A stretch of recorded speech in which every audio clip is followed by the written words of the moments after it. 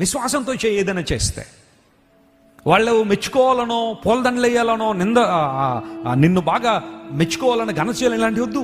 What ever you want to do it by faith and God will reward it. నీ బహుమానం అత్యధికమైంది అబ్రహాము. ఎందుకోసం తెలుసా? నీవు మంచి మనసుతో ఈ పని చేసావు కాబట్టి. నువ్వు భయపడద్దు, నీ పక్షంగా నేను నిలబడ్డా. ఎవరైనా వస్తే నేను కేడముగా ఉంటాను. I'm your shield, I'm your protector. నీకు నేను కేడముగా ఉన్నాను.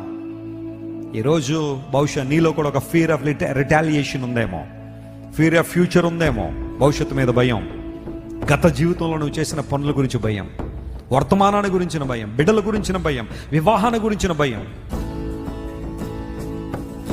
లేనిపోయిన భయాలు కూడా కొన్నిసార్లు కొంతమంది కలిగి ఉంటారు. ఏదో అయిపోద్దన్న భయం చాలా మందిలో ఎక్కువగా ఈ రోజుల్లో పెరుగుతూ ఉంది. అయితే బైబిల్ సెలవిస్తూ ఉంది, whoever glorifies God, the Bible says God is their help.